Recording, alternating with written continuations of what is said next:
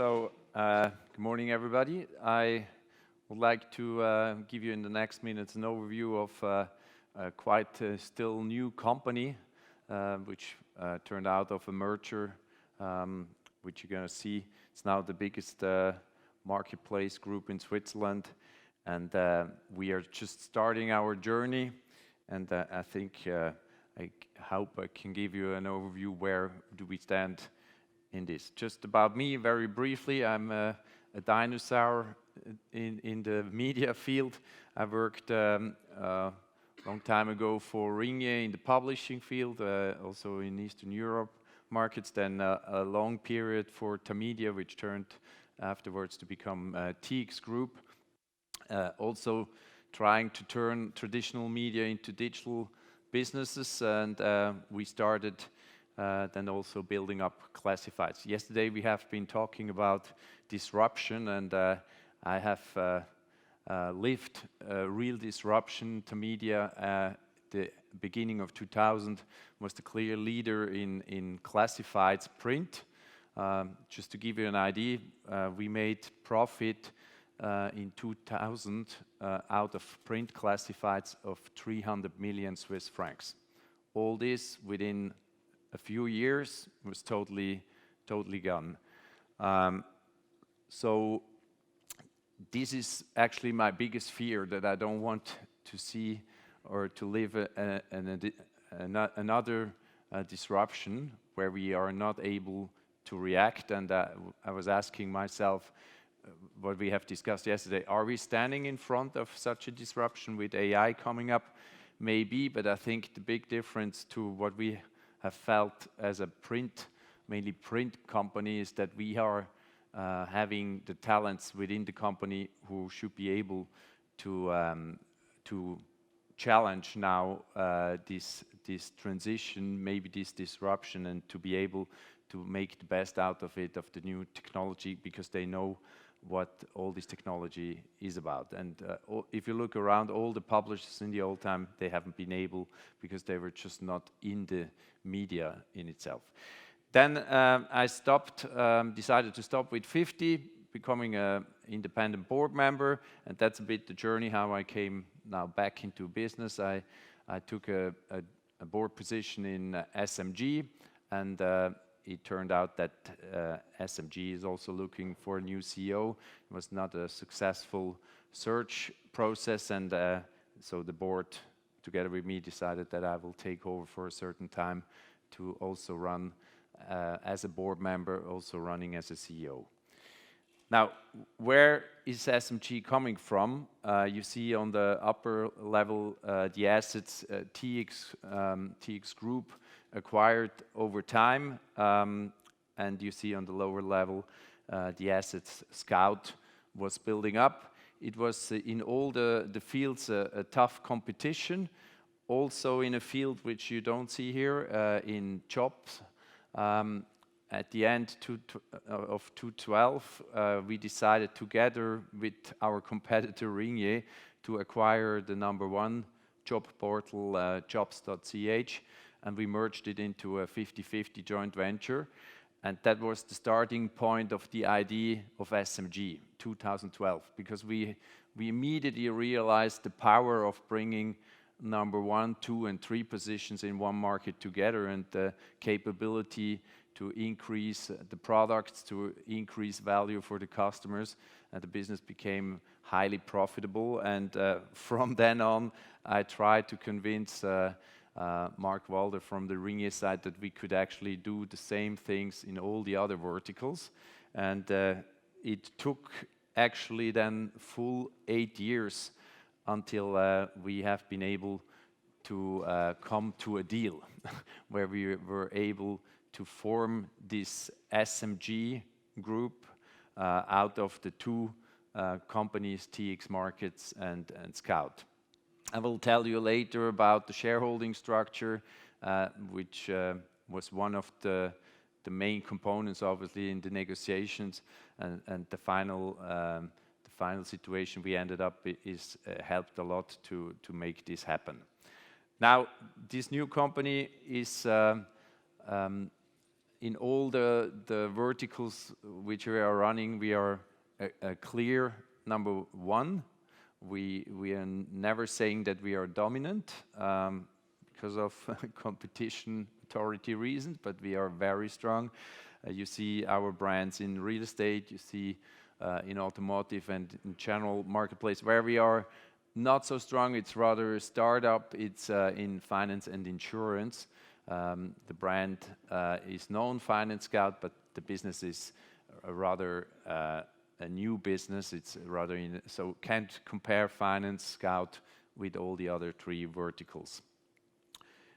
In the name, it's clear, Swiss Market Group says we have all our activity, our business activity in Switzerland, but we are rather in a global setting. We have in Switzerland, as in many Western countries, the challenge that we will not find enough software developers, data engineers. So I'm actually, even though it looks complex, I'm happy that we have, whether it's in Asia or also in Eastern Europe with Serbia, we have locations with, so for example, India, nearly 100 people, Vietnam 60 people. So we have quite strong near and offshore locations where we're able to hire new talents.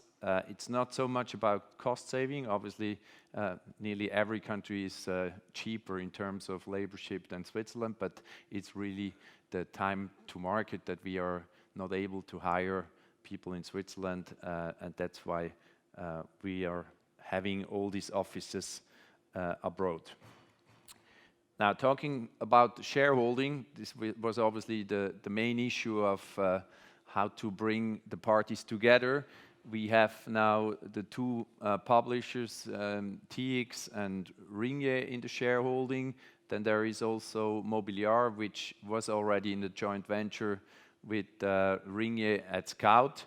And I think the important fourth party was with private equity, General Atlantic, because they brought in out of the two competitors somebody with a neutral view also in terms of valuations. You can imagine that having the two parties, it's obvious that each of the one who was running their own company thinks the valuation is bigger than the competitor, and it helped a lot that you had somebody at the table bringing in a neutral view.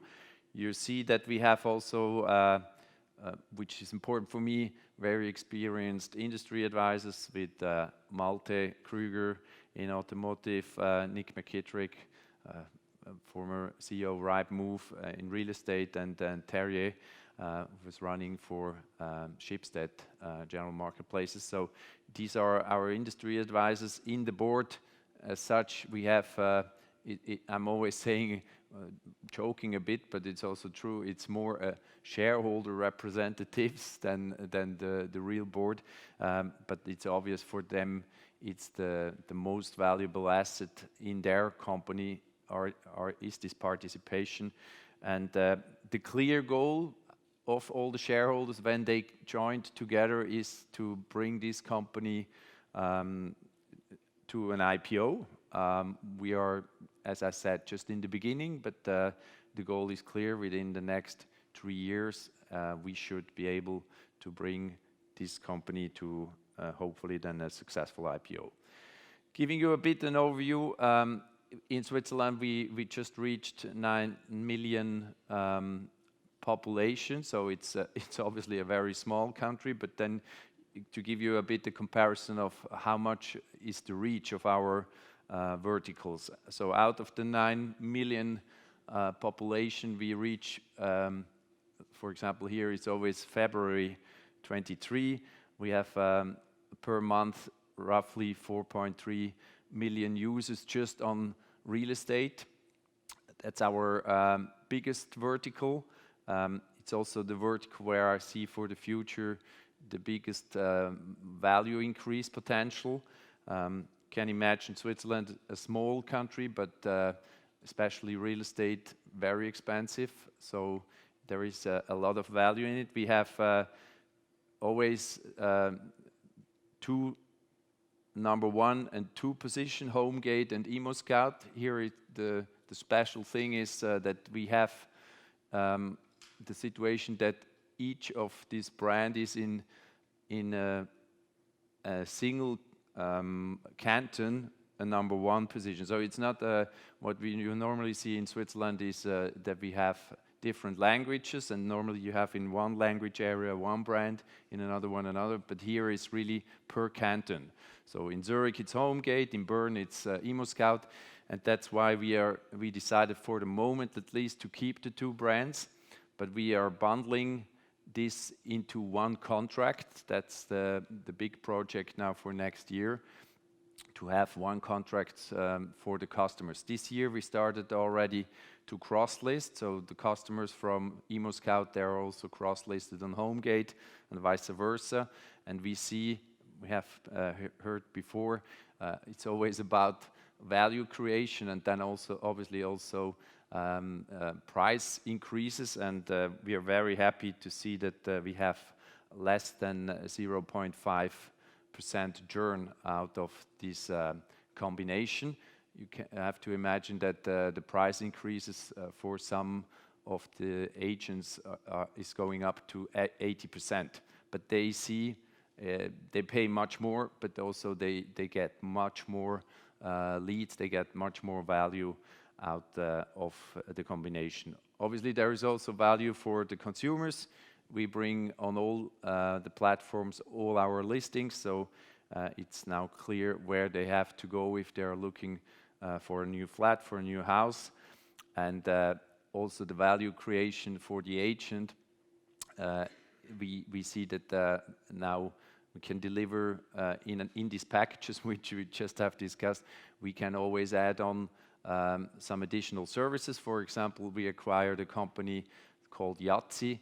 They have out of all the properties in Switzerland, all the data which are necessary to evaluate properties. They are in a B2B relation with Swiss banks. It's an obligation if you give a mortgage in Switzerland that you have to, as a bank, to be based on valuations of either Yahtzee or another competitor. So we have from all the properties in Switzerland all necessary valuation data, and this part we will add up in our packages, so to give for agents and also for customers more value. What we also see now in Switzerland, it's an extreme shortage of flats. In Zurich, it's nearly impossible to find a new flat, so we will start to also have the search site trying to give them value. There is a package where users can pay, and they will get upfront 24 hours new listings, so that they have better chance if they apply for a flat. So there is a lot of things we can do in the future. At the moment, my main focus is to bring the 2 main brands on one tech platform, and this should be ended by 23, and then we can focus on new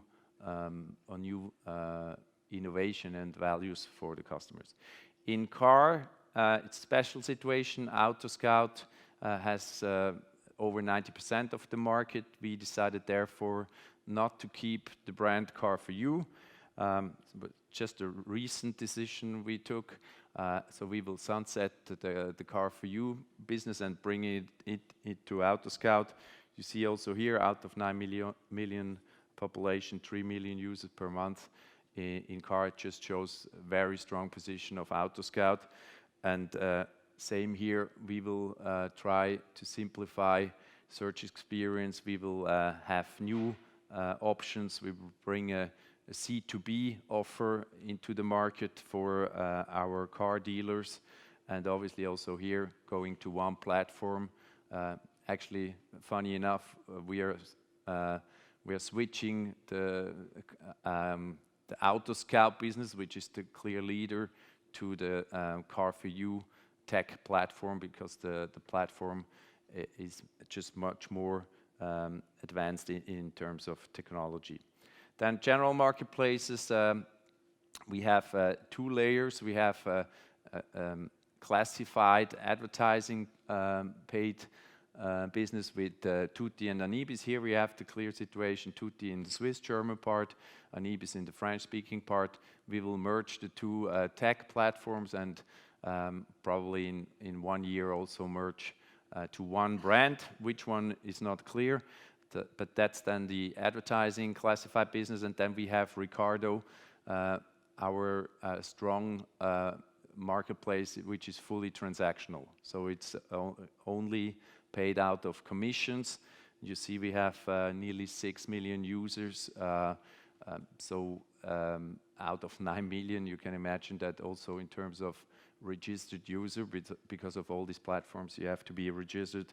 We have quite a reach, and obviously also in terms for advertising business, it's a lot of very interesting intent data which we are generating for this. General marketplace for us is also not only a traffic machine, but it's also one of the main drivers where we see the value being one group. You see it here. We have started to deliver out of general marketplace listings for real estate. So to add up in this highest package also listing out of general marketplace. The same, we have seller leads for real estate. We generate listing for premium seeker products, and the same we are having introduced in order also to have a defense. We introduced a paywall for cars and for real estate, so that if you are a semi-professional, you are not able to have more than 2 listings on the general market platform. Otherwise, you're redirected to the verticals, so that we can defend that in Switzerland, if you want to list more than 2 items in the same time, then for us you are getting into a semi or into a professional business, and then you have to pay. So it's also a defense. Obviously, we have still Facebook marketplaces, which is a competitor on the free market side, but what we try is obviously to have a very low entry barrier with our general marketplace product, and then, as we have just heard this morning, to upsell those customers into the verticals with higher packages. Overview, you see we have expansion in the value chain where we see synergies. We have a leveraging of these horizontal flywheels. We have obviously tech synergies. We're just working on it. And then in marketing, where we were competing against each other, can imagine in mainly also SEO, SEM, there we have also some synergies. So at the end, the position is great. I think the role model, how we should go forward, is clear, but it's all about people. And I think we should not underestimate that at the end, the real difference, if something works out good or great, the difference are the people. That's why we are having brought together now 2 competitors. We have a high focus now of creating this unified vision, this unified culture. You see that we have defined our values. One is really at the highest, better together, that we are focusing fully on this to tell all our explorers that only together we will able to achieve a great thing. As I said, aim high. It's clear we want to have this IPO story. We are in a small market, but in a very attractive market with a great position. And then all the sustainability, the responsibility is very important also to keep our people motivated, because they are not motivated because of an IPO, but because they can contribute something for the society in Switzerland and also abroad. So we are on our way to a high performance team. yesterday. I've seen that also Apex likes singing karaoke, but we have had last week a great gathering, first gathering of all the people from all the locations together in Davos, and I'm even more convinced that we will be able to come to this high performance team. That was in short the overview. Thanks a lot. Christoph, thanks. No, we only got 10 minutes, so we're going to stand up. The first question, well, we bring up Slido, thanks, would be fantastic. One of the questions that, a lot of questions come up, one is about collaboration between the various businesses that you've bought, right? How do you drive that level of collaboration? And then what does the business look like? You talked about moving to one platform by the end of next year, I think it was, or this year or next year. So what does the business look like, and how do you drive that collaboration? Yeah. So collaboration for us, it's in the first row. It was important that we built this one company feeling within the verticals, because that was obvious that for so long Emos was just competing against Homegate. You can imagine that also the salespeople, when they are confronted with the clients, they had also always to argue why the one product is better than the other one. So it had to happen an immediate mind change that now it's not against, but we are just this one real estate team, this one automotive team, and so a lot of time was spent also in this team building, in this collaboration, and for me a great success to see that after, let's say now over 1 year, we nearly overcame about you from Scout, you from TX, but they talk about we from real estate, we from automotive. That was an important thing. Obviously also then collaboration with the international locations, where also we had before Vietnam was a location of Scout, Serbia a location of TX Markets, and we immediately started to change the teams so that they are working also for the other brands, so to really have this we. What is important is that we really try day by day to get this flywheel running within also cross vertical, and that's a lot about people. If they are not able to really speak with each other, to have an open mindset that they don't have to defend just their own vertical, but that they always think about the bigger picture. It sounds easy, but it's not. And to give you a very concrete example is we decided to end up a lead collaboration with Comparis. It's the big comparison platform in Switzerland. Scout for years collaborated with them in order to generate leads. And now we have decided together with General Marketplace to try to also to defend that we don't want that our inventory is just taken over by Comparis, and you could also take it over via General Marketplace, but they help also real estate to defend the inventory. Okay. Now there's a question that comes to mind. You've gone from an environment where TX and Ringier were sort of competing with each other. In competition, prices are down, right? Because you're all saying, well, I'll give you this package for this price, and he does 10% less, and you nicely compete your way down. You merge these two businesses, you create a clear leader. We can't use any other words like dominant. Why don't you just do what Rightmove does, which is just keep jacking your prices up because you can, okay, and just drive the surplus income to the bottom line, and then given that, how do you think about innovation? Because one would argue that Rightmove hasn't been the most innovative set of player because of its dominant position in the market. Yeah, so maybe two things to it. I think it's obvious that you should always try to bring additional value to the customer when you're increasing then also prices. for us, we have this competition authority topic, which helps us also not to overtake our position. So to give you an example, or maybe to explain why were we able to create this position.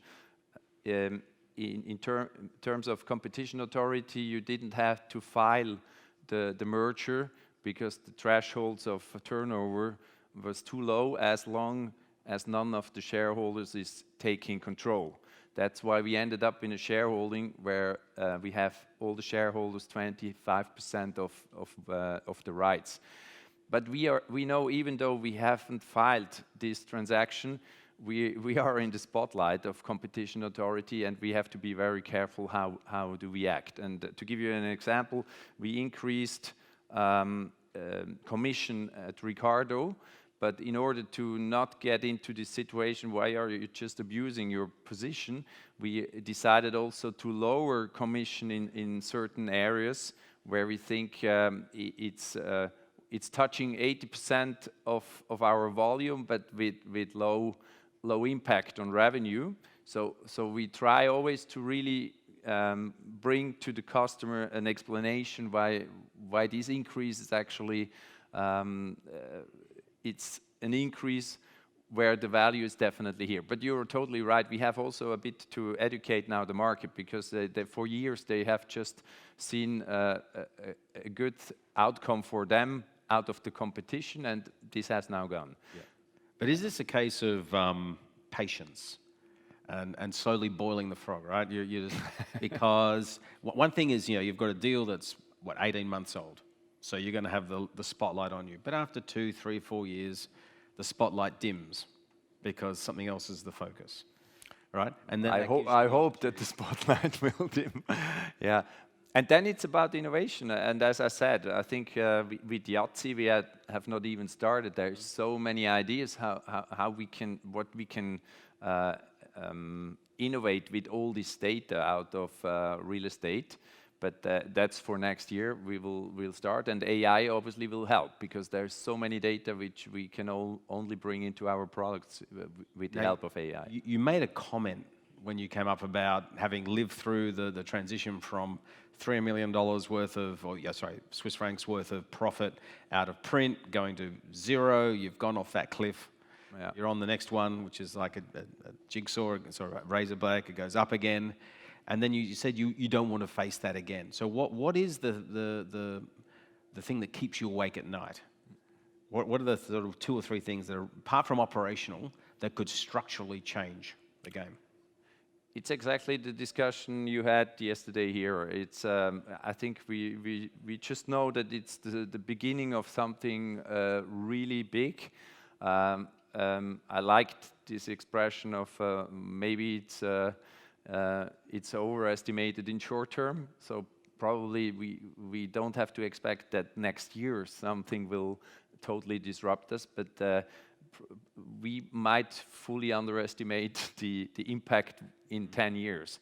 And what I am aiming in the company is just to have to give talented people who are highly interested in this whole development, to give them really the room to follow up on the development. And also here we are very decentralized organized, because I think for each vertical there will be different solutions using AI, and we're just starting. I mean, we started already last year, but now with this development, we have said this is once we have done the replatforming, this is the #1 key topic for us to innovate on AI. But let's think about that for 1 second before we wrap up. To innovate around AI, it's sort of simple words really to say, we're going to innovate, we're going to use AI. Right? Yeah. But that requires a degree of skill sets. People actually understand what it can do, understand how to interface with it, understand how it can be integrated into what you currently do. So how do you build your skill set to actually achieve the vision?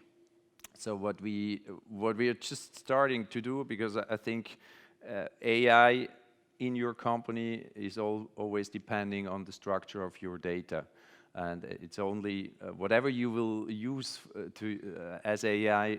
It's highly dependent on your data, and we just started to implement over the whole company a central data platform. And with this, we have people on the topic which we will also train, and we will, as I said, I think you need just to follow the speed of the development, you need time. You can't have a 100% full-time job doing other things and trying to keep up what is going on. So we will really give them time in order to follow, in order to elaborate, and also to exchange with other groups. That's why I'm highly interested to get connected internationally, but also with our shareholders. We have with the shareholders also a possibility to exchange what did they started. Niels will just talk later after me about South Africa. So I think we just have to be totally awake, hopefully not at night, to really see where the development goes. And it would make a lot of sense from my perspective to have a separate team, because I think the one thing you made a point which is very important is you can't have, we always lived with a mantra at the REA group around one person, one role, one focus, right? Not giving them too much stuff because they then sort of got distracted or they followed passions and not what maybe we wanted them to do. Have you thought about setting up a team of 2 or 3 people whose just sole job is to think, how do I implement AI within the business? Do I have access to the right technologies? What's the business case for doing it? And how do I make sure that we don't then become slaves to the AI? We are not yet there. I tried to convince one colleague to take the head AI in the company. He didn't want it. I said, it's a big mistake. He said, but I don't even have a team. I said, my bet is within 24 months, we have probably over 50 people working just on AI. Yeah, it's a mistake. Yeah. So he should take the role. Yeah, he should take it, but then we will see. There are other ones who are interested. Okay, yeah. Fantastic. Christoph, thank you very much. Fantastic Thank what you. you're doing, and congratulations. And Thanks a lot. Thank you. thank you.